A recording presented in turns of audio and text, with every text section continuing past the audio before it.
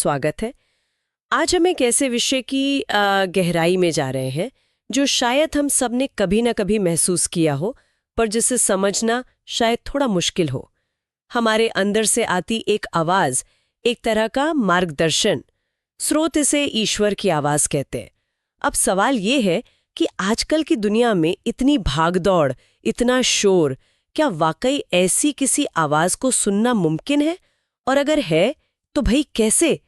हमारे पास कुछ ऐसे स्रोत हैं जो इसी पहेली को सुलझाने की कोशिश करते हैं कि ये आवाज असल में है क्या, क्यों सुनाई देती है और इसे पहचानने के क्या तरीके हो सकते हैं।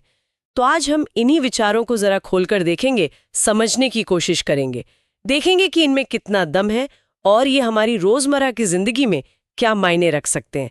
चलिए शुरू करते हैं।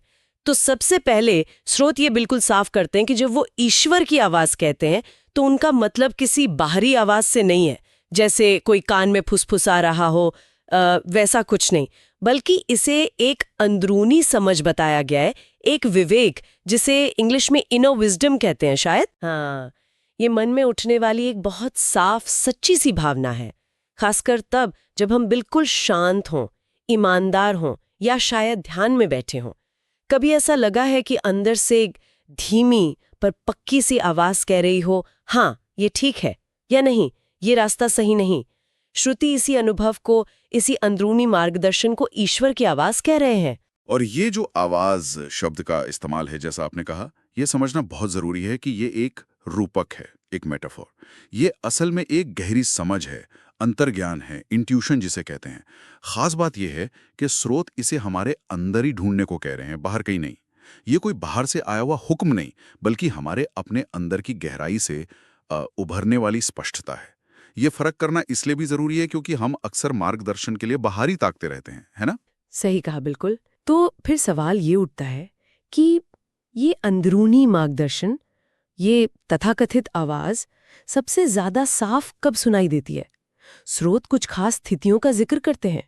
पहला, जब मन एकदम शांत हो, मतलब जब उसमें कोई लालच, गुस्सा, जलन या कोई और तेज भावना उबल ना रही हो। जैसे झील का पानी जब बिल्कुल ठहरा हुआ हो, तभी आप नीचे तक साफ देख पाते हैं। मन का भी कुछ वैसा ही है। बिल्कुल। सच्चाई और लगन से प्रार्थना या ध्यान कर रहे हो, उन पलों में हम बाहरी दुनिया से थोड़ा कट जाते हैं, अपने अंदर से जुड़ते हैं। तो ऐसी गहरी अनुभूतियों के प्रति हम ज्यादा संवेदनशील, ज्यादा रिसेप्टिव हो जाते हैं। जी। और तीसरा, जब कोई बड़ा फैसला लेना हो और हम ईमानदारी से सही रास्ता खोज रहे हो, जब हम सच में दिल से जानना चाहते हैं कि क्या सही है क्या गलत, तब शायद ये अंदरूनी गाइड ज्यादा सक्रिय हो जाता है। स्रोत एक बड़ा ही आम सा लगने वाला पर गहरा उदाहरण भी देते हैं। सोचिए, कोई कुछ गलत करने की सोच रहा है और अचानक अंदर से एक बहुत स्पष्ट एहसास होता है, नहीं यार ये ठीक नहीं है। लगभग हर किसी ने शायद ये महसूस किया होगा कभी ना कभी। हाँ हाँ, बिल्कुल। स्रोत कहते हैं ये हमारी अंतरात्मा के जरिए ईश्वर का इशारा हो सकता है। बिल्कुल। और ये उदाहरण इसलिए महत्वपूर्ण है क्योंकि ये दिखाता है कि ये आवाज या ये एहसास अक्सर नैतिक दुविधाओं के वक्त, मॉरल डायलेमास के समय ज्यादा मुखर होती है। ये हमारे अंदर के नैतिक कंपास की तरह काम करती है, एक तरह से। और अगर हम इसे बड़े पैमाने पर देखें तो ये अनुभव हमें हमारे असल मूल्यों से, हमारी सही गलत की गहरी समझ से, उससे जोड़ता है। ये सिर्फ एक एहसास भर नहीं है, ये एक तरह का नैतिक संबल भी है। ये हमें याद दिलाता है कि हमारे अंदर अच्छाई और सच्चाई का एक स्रोत मौजूद है। अच्छा, तो अगर ये आवाज इतनी अहम है, नैतिक मार्गदर्शन दे सकती है, तो क्या हम इसे सुनने की अपनी क्षमता को बेहतर बना सकते हैं? क्या हम कुछ कर सकते हैं जिससे ये हमें ज्यादा साफ सुनाई दे? स्रोत इसके लिए कुछ व्यवहारिक तरीके सुझाते हैं।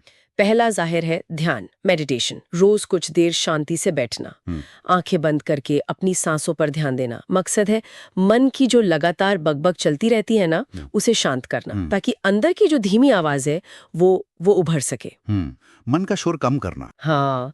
दूसरा है प्रार्थना, प्रेयर, लेकिन सिर्फ रस्म अदायगी वाली नहीं, बल्कि सच्ची दिल से ईश्वर से जुड़ना, जैसे किसी बेहद करीबी भरोसेमंद दोस्त से बात कर रहे हों।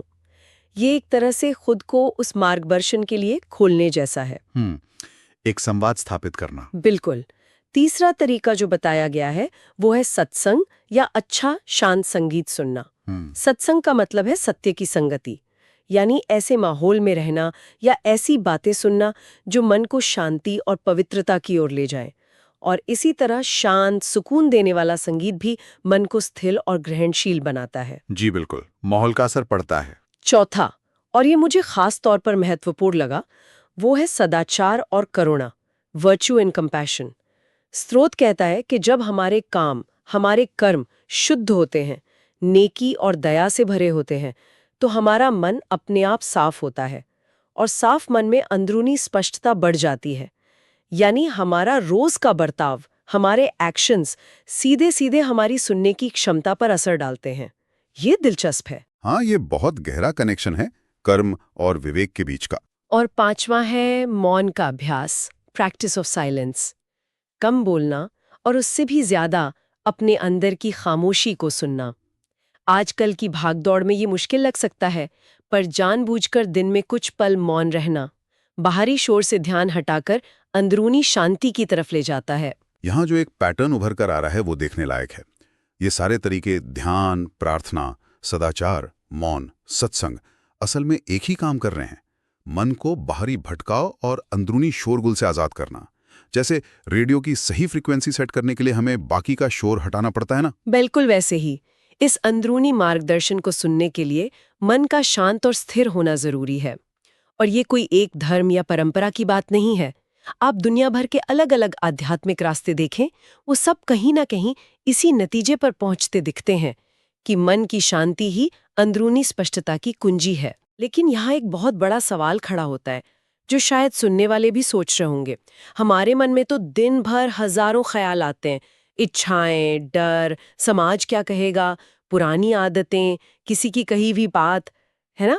तो इस पूरी भीड़ में कैसे पहचाने कि कौन सी प्रेरणा वाकई वो गहरी, सच्ची ईश्वर की आवाज है और कौन सी सिर्फ हमारे मन की उपज है या किसी बाहरी असर का नतीजा। ये फर्क करना तो बहुत मुश्किल लगता है। हाँ, ये सवाल बिल्कुल जायज है और बहुत महत्वपूर्ण भी। स्रोत इसके लिए कुछ पहचान या कसौटियां बताते हैं। पहली पहचान ये बताई गई है कि अंदरूनी प्रेरणा हमेशा शांतिपूर्ण होगी, सच्ची होगी और प्रेम से भरी होगी। इसमें किसी किस्म की बेचैनी, हड़बड़ी, जोर जबरदस्ती या उत्तेजना नहीं होगी। ये शांत और स्थिर महसूस होगी, भले ही वो आपको किसी मुश्किल काम के लिए ही क्यों ना प्रेरित कर रही हो। शांति एक मुख्य गुण है। हाँ, दूसरी पहचान है कि इसमें अहंकार नहीं होगा, ईगो, डर नहीं होगा या कोई भी नकारात्मक भावना नहीं होगी। ये मैं, मेरा या मेरे फायदे से ऊपर उठी हुई होगी। ये आपको डराएगी नहीं, चिंता में नहीं डालेगी, बल्कि हिम्मत और स्पष्टता देगी। अच्छा, यानी स्वार्थ या भय से परे। बिल्कुल। और तीसरी, जो शायद सबसे अहम है, ये प्रेरणा हमेशा आपको सही रास्ते की तरफ ले जाएगी, नेकी, दयालुता और सबकी भलाई की तरफ। इसका नतीजा हमेशा अच्छा होगा, रचनात्मक होगा, कल्याणकारी होगा। ये कभी भी आपको किसी गलत या नुकसान पहुंचाने वाले काम के लिए प्रेरित नहीं करेगी। और आपके आसपास के लोगों को बेहतर बनने में मदद कर रही है। स्रोत का कहना है कि अगर जवाब हाँ है, तो शायद आप सही रास्ते पर हैं। वो प्रेरणा विनाशकारी नहीं, रचनात्मक होगी, तोड़ने वाली नहीं, जोड़ने वाली होगी, अशांति नहीं, शांति लाएगी। लेकिन जैसा आपने कहा, ये पहचानना एकदम से नहीं आता। इसके लिए लगातार अपने विचारों और भावनाओं पर ध्यान देना पड़ता है, आत्मनिरीक्षण करना पड़ता है। ये एक तरह का हुनर है जो अभ्यास से, प्रैक्टिस से विकसित होता है। हमें अपने अंदर उठने वाले आवेगों की क्वालिटी को, उनकी क्वालिटी को महसूस करना सीखना होगा। तो कुल मिलाकर स्रोत हमें एक बहुत गहरी बात की तरफ इशारा कर रहे हैं। वो कह रहे हैं कि ईश्वर या वो दिव्य मार्गदर्शन कोई ऐसी चीज नहीं है जिससे हमें बाहर खोजना है, किसी मंदिर में, मस्जिद में, चर्च में या किसी गुरु में। वो हमारे अंदर ही मौजूद है, भीतर ही। हाँ, भीतर ही। जब हमारा मन बाहरी इच्छाओं के शोर और अंदरूनी मैल जैसे गुस्सा, लालच, घमंड, इनसे साफ होकर शांत और स्थिर हो जाता है, तब आत्मा और परमात्मा के बीच का पर्दा, वो दीवार हट जाती है। स्रोत एक खूबसूरत उपमा देते हैं, जिससे शांत स्थिर पानी में चांद का अक्स बिल्कुल साफ दिखाई देता है, वैसे ही शांत मन में ईश्वरीय प्रेरणा या मार्गदर्शन स्पष्ट हो जाता है। बहुत सुंदर उपमा है। यस, है ना। और उसी पल स्रोत के अनुसार वो ईश्वर की आवाज बिल्कुल साफ सुनाई देने लगती है। और वो आवाज क्या है? वो हमारी अपनी ही अंतरात्मा की सबसे गहरी, सबसे सच्ची पुकार है, ये कोई बाहर से आई शक्ति नहीं, बल्कि हमारे अपने अंदर मौजूद जो उच्चतम संभावना है उसकी आवाज है। तो निचोड़ शायद यही है कि खुद को जानना, अपने मन को साफ रखना, यही उस गहरे मार्गदर्शन तक पहुंचने का रास्ता है। तो आज हमने स्रोतों के आधार पर ईश्वर की आंतरिक आवाज के बारे में कुछ दिलचस्प बातें समझी। ये कोई बाहरी ध्वनि नहीं, बल्कि एक अंदरूनी विवेकपूर्ण प्रेरणा है। ये शांत मन और सदाचारी जीवन में ज्यादा स्पष्ट होती है, और इसकी पहचान है शांति, सच्चाई, प्रेम और सबका भला। बिल्कुल। और मूल संदेश ये है कि जवाब और मार्गदर्शन हमारे अंदर ही है। बस जरूरत है अपने अंदर झांकने की, मन को शांत करने की और सुनने के लिए तैयार होने की। ये बाहर की दौड़ नहीं है, ये अंदर की यात्रा है। यह हमें याद दिलाता है कि हमें मार्गदर्शन के लिए किसी बाहरी सत्ता पर पूरी तरह निर्भर होने की जरूरत नहीं। हमारा अपना अंतर्ज्ञान एक बहुत शक्तिशाली गाइड हो सकता है अगर हम उसे सुनना सीख लें। और अब जाते जाते एक सवाल आपके लिए छोड़ जाते हैं जिस पर आप विचार कर सकते हैं। अगर स्रोत सही कह रहे हैं और ये आंतरिक आवाज हमेशा शांति और भलाई की ओर ही इशारा करती है, तो क्या हम इसे सिर्फ बड़े फैसलों या मुश्किलों में ही खोजें, या फिर क्या हम अपनी रोजमर्रा की छोटी छोटी बातों में, सामान्य पलों में भी इसे सुनने की कोशिश कर सकते हैं? हो सकता है ये शांत मार्गदर्शन हमेशा मौजूद हो, बस हम उसे सुनने के लिए रुकते नहीं। सोचिएगा जरूर।